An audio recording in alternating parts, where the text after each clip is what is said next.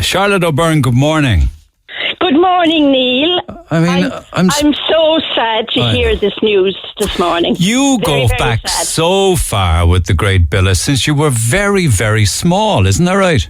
I was a tiny tot in Eileen Kavanagh's School of Dancing, and that was in the days of the old Opera House. Yeah. But Billa, I remember Billa mostly when I was about 17, and we had the longest running show ever in Cork. What was that? It was in the AOH Hall on Morrison's Island. Yeah. It was up Cork. It was written by the late Mac Bryan, who used to write all the scripts for the pantomimes in the Opera House. Go away. Now, Billa was in that. He was the dame, and I was in four of them. I was in one or two earlier ones when I was younger. But the 1961 is the one. I was Billa's daughter in it, Eileen. And we had 4 boxes as dressing rooms each side of the AOH Hall. You just got rolled up the sleeves and got on with it.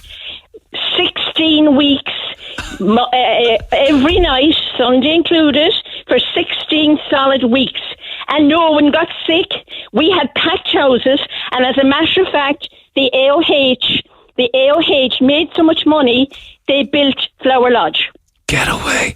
And 16 weeks run, and he just got on. He never complained, night after night, rearing a family, a job to go. We were never sick, yeah. And we sang and we did it all. But then we went on tour now, out to Stuart Hall, all the small halls out around the county, and we rolled up the scenery on the top of a van. And we had great times. I know.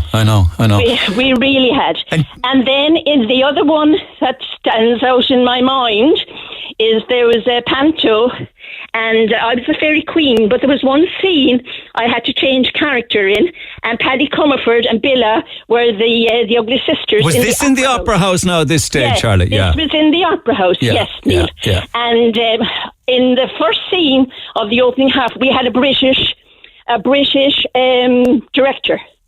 Can't think of his name just off the top of my head now. Okay. And we had a scene, and I had to change costume from the Fairy Queen, and I was in a fortune teller out at a kind of a scene that they kind of put into the panto, you know. Yeah. And Billa and Paddy Comerford had a crystal ball, and I had my caravan and everything, and the two of them came on. Well, every night, I will never ever forget it, I had to keep a straight face, and they had a big ball in front of the two of them, and Paddy and Billa, they were saying, "We gaze into the crystal ball," and all of this, and I just had to keep serious, and they ad-libbed that whole bit. You couldn't keep them on script, no? No. Billa had lived quite a bit. But one thing I always remember, he always said to me, I was good at picking him up. And we'd get back onto the script, you know. But I toured as well for years and years with the Sean O'Shea and Olive Cullen and a lot of the artists in Cork at the time. And we toured in cabaret all over Munster. Amazing, isn't it? At the time, yeah. Isn't it amazing? And I'd say himself and Comerford were great characters together, were they? They must have been fierce messers. They were the best. But I was in a couple of straight plays with the late James N. Healy. Oh my God, really? You really mixed with the greats. I did. We were wonderful in Cork. We had all the talent in Cork. Saw James N. on that 82 Opera House show. Have you seen that one? I have it on tape, yes.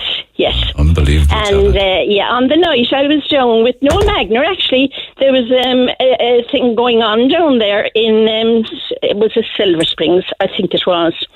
And we were watching it. We were watching it on the big screen, you know. Yeah. Very sad, isn't it? That I think you were saying to the lads you're heartbroken because all of your colleagues that you performed alongside are passing away. they've passed away. I was in 21 Swans shows. 21 Swans? 21 Swans show with Pat Sullivan, Noel Barrett and Paddy Collin and all of them, and they're all passed away. So the Swans was separate to Summer Revels, which was separate to all of the pantomimes. We were way before Summer Revels. We were way before it, because Paddy Harris used to write it. And it was different altogether from. Did you know all down through the years that Billa was special? I mean, he was in a different league. It must have been apparent working with him that you were dealing with a genius. He was. You see, do you know he used to get sick in the dressing rooms? And you know, he said to me a few times in the Opera House, now during that particular pantomime, he used to say the Memorare. Is that a prayer? And he'd come out, the Memorare, the prayer. You know, he'd be that nervous. He actually got sick in the sink in the dressing room a few times. Yeah, and you'd never notice it, like he's out on the stage as if he's in his own front room. And he'd walk out onto the stage, and he got the audience in the palm of his hands. He had great timing. Oh, timing's what it's all about, yeah. Which is all about. But he had this kind of a charisma, and he came across to the audience.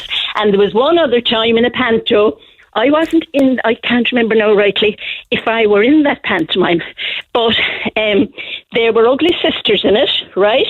You see, I spent 10 years in New York, and when I came back, I used to come back every Christmas, and I'd go into the panto that time, you know. Mm. But anyway, they were in the scene in the bedroom, and they were getting into bed, the ugly sisters. That'd be himself and Paddy. Himself and Paddy, and they got into the bed anyway. But before they got in, they'd look under the bed to see if the potty was there. The potty. The chamber was really to say, oh, the chamber. Anyway, they got into the bed, and there was a little girl in the front row with her mummy, and she shouted up, the whole place erupted. She said, "You fool! You never said your prayers, you fool," she said. And he says, "Oh my God." He hopped out of the bed, and the two of them knelt down by the side of the bed and they said their prayers. The whole Opera House erupted.